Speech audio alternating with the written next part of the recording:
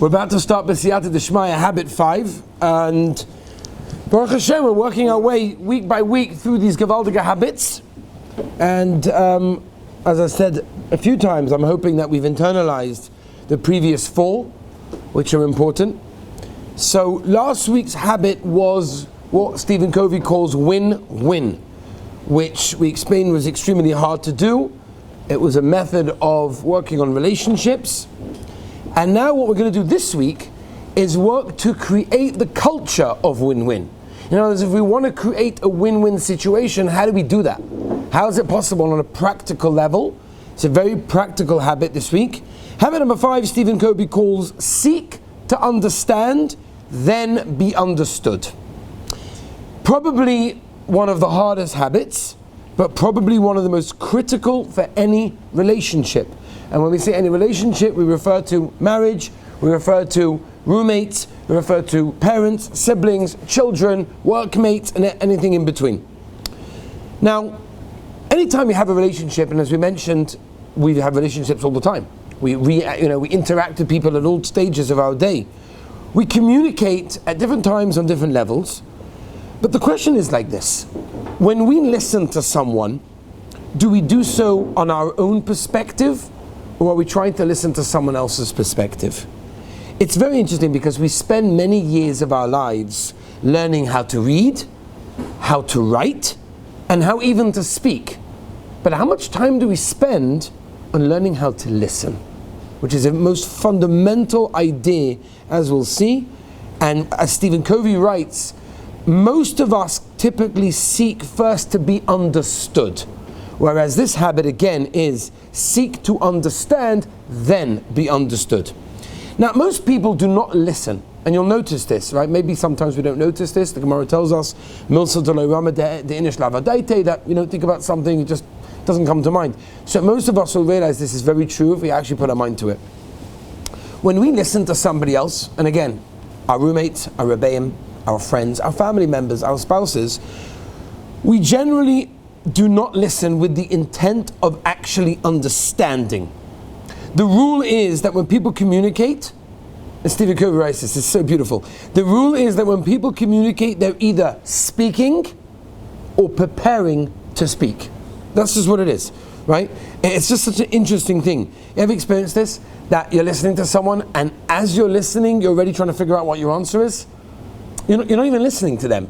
You're just waiting for them to stop. Or just be polite enough that they take a breath and then you just, you dive in there. You're not actually listening to them to understand. You're hearing enough of what they have to say so that you know what to respond, but it's about you. It's about how to respond. It's not about listening to somebody else. Now, we don't generally listen to understand. We don't seek to understand. And sometimes, as we'll mention this a few times, if we have a problem with someone, what are we going to say? They don't understand. As opposed to thinking, do we understand? We end up listening through our world. We even give solutions based on that as well.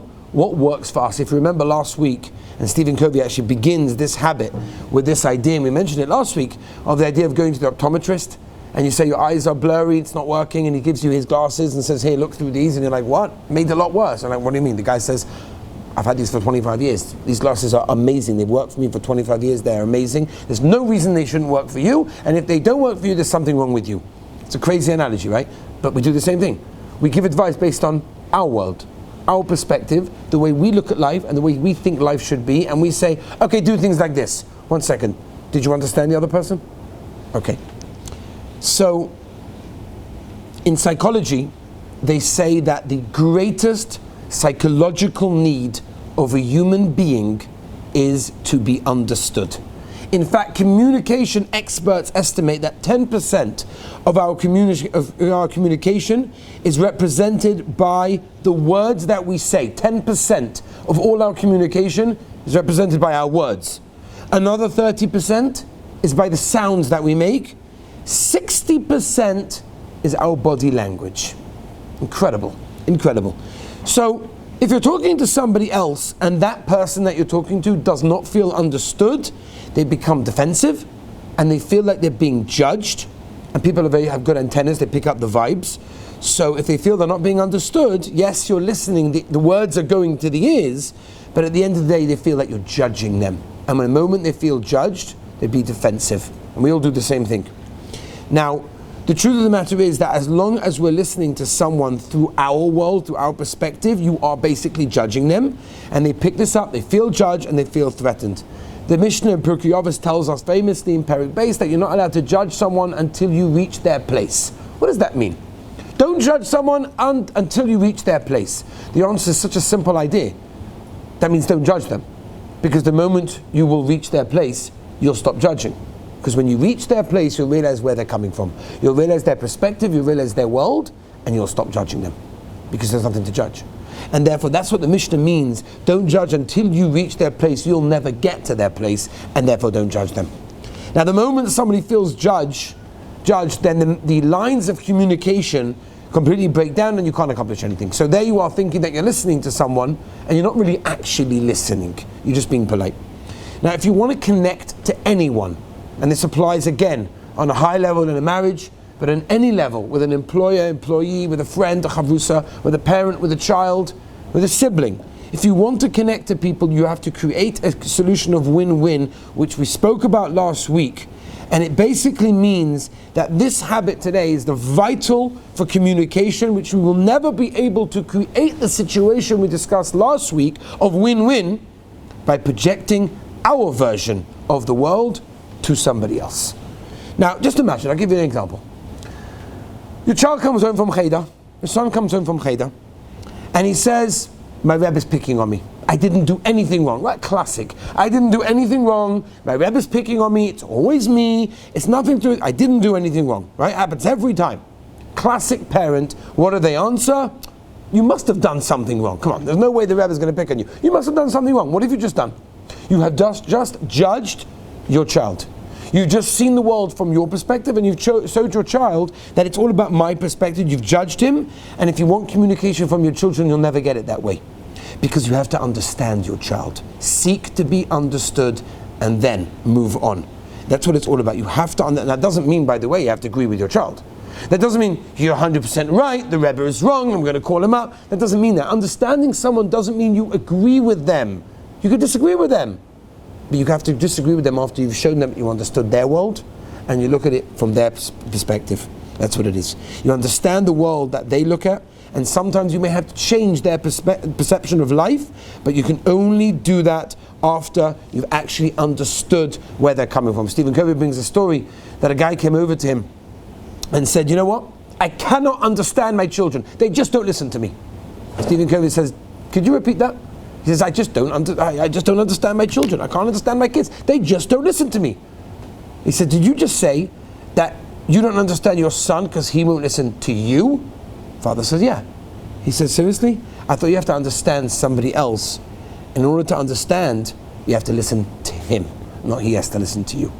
And that is the yesod over here. I'll tell you an amazing idea. The human being, Chazal describe as a medaber. Right? Unclus tells us that, Parshas Bereishis, the whole side of a human being that makes us different to an animal is we are a medaber.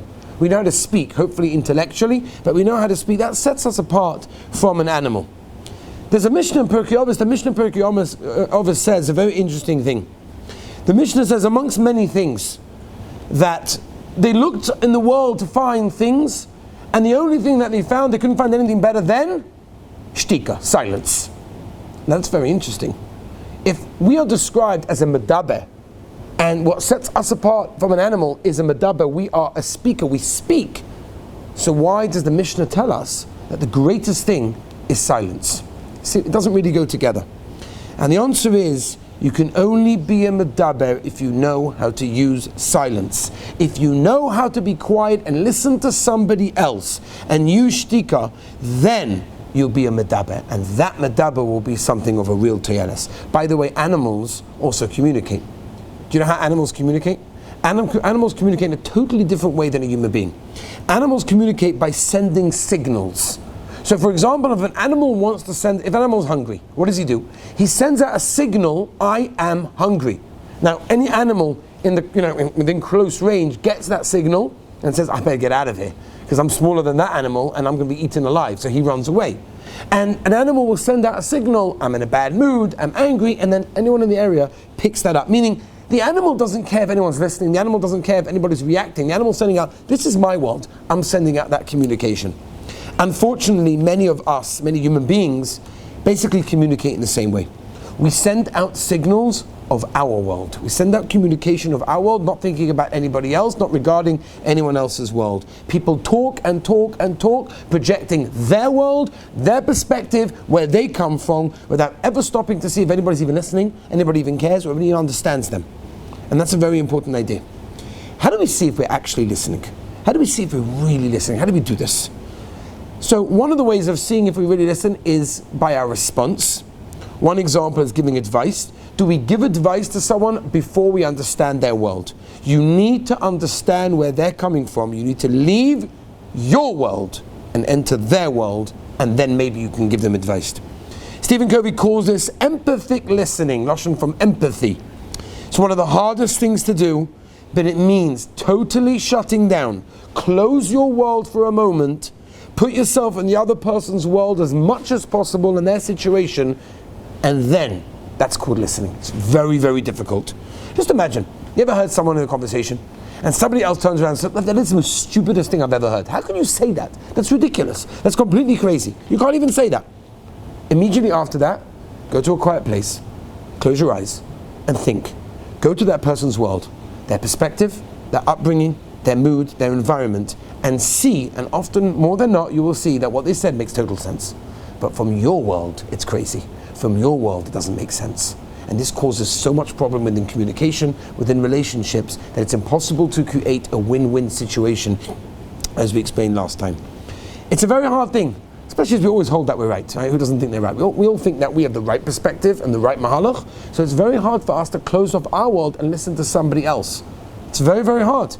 If you're running a company, it's very hard for you to say when you hear from one of your workers that you're doing something wrong. If you're married and your spouse says to you, you're doing something wrong, it's very hard, because what do you mean? Of course I'm doing the right thing, because we all think we're right. And therefore it's very hard for us to look at somebody else's world. But in order to communicate in a real way, we have to do this. It's almost like the famous story of a community came to the Brisker Rov, and they said to me, we have a big problem. The Shochet who shechts in the Stott, in the tent, it's not such a Yerushalayim, we're Chosheshim, nothing crazy, but we don't hold he's really good for the job. What should we do? So the Brisker Rov said, listen, you can't fire him, but maybe sort of tempt him into a new job, maybe start finding him different opportunities, and hopefully he'll move on and he won't be the Shochet. So they're very happy with that advice. They went off and they offered it to him. Next day, the Shochet walks into the Brisker Rov, and he said, Rabbi, what should I do? They're offering me all these different jobs, they've got all these ideas. Should I do it? What should I do? And the Brisker Rov said, no, I think you should stay in your job. I think you should stay where you are. It's fine. So I said, okay. So the community came back and said, Rabbi, I understand. You're the one that told us that we should do this to him, and you advised him differently. He said, what do you mean? When you came to me, I took the world from your perspective. Your perspective was, you're not so sure. Fine, so go find somebody else. Maybe find another job for him. When he came to me, he came from his perspective. I think he should keep his job. So, in other words, he was able, with the goodness of the Brisker Rov, to understand that it's not about our world. We look about it from someone else's perspective. It's a very, very powerful, very hard thing to do. The Gemara has a question. The Gemara asks, why do we always paskin like Beis Hillel? Why do we always paskin like Beis Hillel over Beis Shammai? What's the pshat? So the Gemara brings a few answers. Two I want to concentrate on. Number one, the way Beis Hillel always taught in the Beis Medrash, in their Beis Medrash, was they taught both shitas. They didn't just teach their perspective. They taught Beis Hillel and Beis Shammai. Okay, that's what they said. Number two, the Gemara tells us, very big aside, when they taught Shitas Beis Shammai first. They were Beis Hillel. They taught Shitas Beis Shammai first, and then they moved on to Beis Hillel, and in that source the Gemara tells us, we paskin like Beis Hillel. What's the Gemara telling us? The Gemara is telling us to have gewaldige aside, and that is Beis Hillel tried to understand somebody else's world. Let's understand it. Let's go to the sugya, the feed they understand it. Good, we'll argue with them. Maybe we hold out they're wrong, but we're going to try to understand their perspective. Now, you may differ from other people. You may have different perspective, different worlds, different environments that you grew up in. And all of that contributes to the way that you communicate. But at the end of the day, the reason why Beis Hillel had the schos of having the halacha like them was because they always put first the halacha of Beis Shammai, and then they went to the halacha. Seek to understand and then be understood. Stephen Covey brings two ways that a person can do this in a real way. Number one, repeat what they said. No, it doesn't have to be word for word, but repeat it. Show them you understand and show yourself that you actually understand. And number two, try to understand the feelings of the one that said it. For example, child comes home from school, he's upset with the teacher. Common case. So what do? So what you have to do is, number one, the child has to feel that you actually understood them.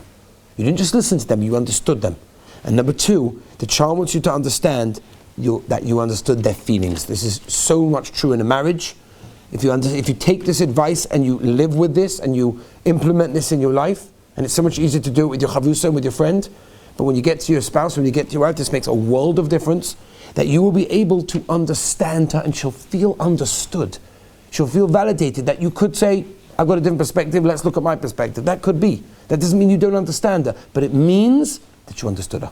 It's the most powerful thing, and as I said in psychology, it's the most common and most important value that any human being requires to be understood. Seek to understand. Once you've done that, then you can be understood. Remember, we're trying to create a situation of win-win. In order to do that, I have to understand you, but once I've done that, you also have to understand me. There has to be communication.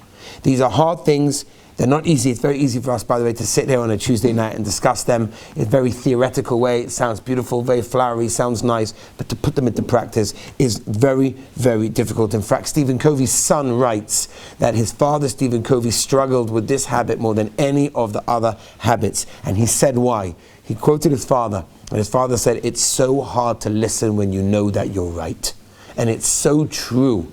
It's so true. We know that we're right. Our perspective has to be right. So how can we listen to somebody else? But we have to seek to understand and then be understood. Now what we have to do, and take it from here, once we've hopefully graduated this habit, we have to then take it to the next level, and that is actually, once we've understood people, to create the solutions that will be able to fix all of the issues that come up on a daily basis, which in Mitzvah Hashem will continue next week. Have a wonderful week.